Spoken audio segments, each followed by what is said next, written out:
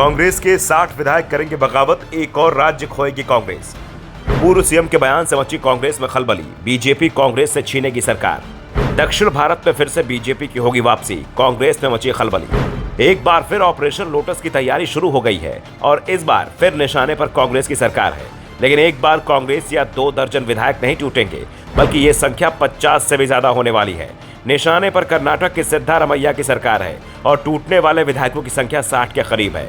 इससे ज्यादा भी हो सकती है। विधायक, मंत्री और कांग्रेस के दिग्गज नेता पाला बदलने की तैयारी में है। अब दल बदल का यह खेल लोकसभा चुनाव से पहले होता है या चुनाव के बाद, लेकिन ये जरूर है कि सिद्धारमैया की सरकार 6 महीने भी नहीं चल पाएगी। कर्नाटक में ऑपरेशन लोटस का दावा अभी तक कांग्रेस के नेताओं की ओर से ही किया जा रहा था, लेकिन इस बार दावा विरोधी दल की ओर से किया गया है और दावा किया है पूर्व सीएम ने। जेडीएस नेता और पूर्व मुख्यमंत्री एचडी कुमारस्वामी ने कहा कि राज्य में ऑपरेशन लोटस एक बार फिर से फाइनल स्टेज पर है। किसी भी दिन सिद्धारमैया की सरकार गिर जाएगी और प्रदेश में बीजेपी जेडीएस गठबंधन की सरकार बन जाएगी।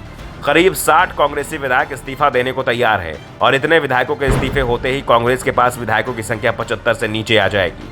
दूसरी ओर बीजेपी जेडीएस गठबंधन के पास इस समय 85 विधायकों का समर्थन है, यानी कुछ ही दिनों की बात है कर्नाटक में बीजेपी की सरकार बनने वाली है। एचडी कुमारस्वामी ने कहा कि यह सरकार 5 साल तक नहीं चलेगी। मई 2024 के बाद यह तय है कि सरकार गिर जाएगी, किसी भी कीमत पर यह सरकार नहीं टिकेगी। कुमारस्वामी ने कहा कि कांग्रेस के एक प्रमुख मंत्री केंद्रीय एजेंसियों की जांच का सामना कर रहे हैं। वो कानूनी परेशानियों से बचने के लिए बीजेपी में शामिल होने पर विचार कर रहे हैं। वो लगातार बीजेपी के संपर्क में है, बातचीत चल रही है और पार्टी बदलने की प्रक्रिया में 50 से 60 विधायकों को अपने साथ ला सकते हैं, क्योंकि कई विधायक भी सरकार के कामकाज से खुश नहीं है। विधायकों को अपने क्षेत्र में विकास के लिए फंड नहीं दिया जा रहा है। सरकार खजाना खाली होने की बात कह रही है। विधायकों के कोई काम नहीं हो रहे हैं, जिस कारण से वो नाराज हैं। कुमारस्वामी ने कांग्रेस के उस मंत्री का नाम बताने से इनकार करते हुए कहा कि ऐसा साहसिक कदम केवल प्रभावशाली नेता ही उठा सकते हैं, कोई छोटा नेता ये नहीं कर सकता। आज का राजनीतिक माहौल बहुत अप्रत्याशित है, कुछ भी हो सकता है। किसी में ईमानदारी और वफादारी नहीं बची है। आज वे यहाँ है और कल वे कहीं और कूद पड़ेंगे। ये देश की वर्तमान राजनीति की दुखद स्थिति भी है। कुमारस्वामी ने कहा कि कांग्रेस ने विधानसभा चुनाव में भले ही 135 सीट जीत ली हो, लेकिन लोकसभा चुनाव में खुद कांग्रेस पार्टी को भी बड़ी सफलता की उम्मीद नहीं है।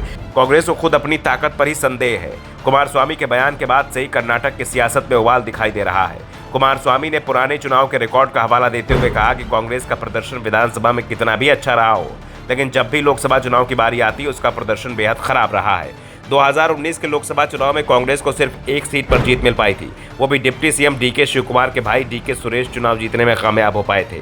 बाकी के सभी उम्मीदवार बड़े मार्जिन से चुनाव हार गए थे। इससे पहले भी 2013 में कांग्रेस को स्पष्ट बहुमत मिला था, सरकार उसकी थी, लेकिन 2014 के लोकसभा चुनाव में बीजेपी ने स्वीप कर दिया था। ऐसे में अगर कांग्रेस 2023 के विधानसभा चुनाव के परिणाम के आधार पर लोकसभा चुनाव जीतने की सोच रही है तो उसके हिस्से बड़ी हार ही आने वाली है। हाल ही में 5 राज्यों के विधानसभा चुनाव से भी ये साबित हो गया है कि कांग्रेस बेहद मुश्किल में है। Bureau report, the Dhakad news.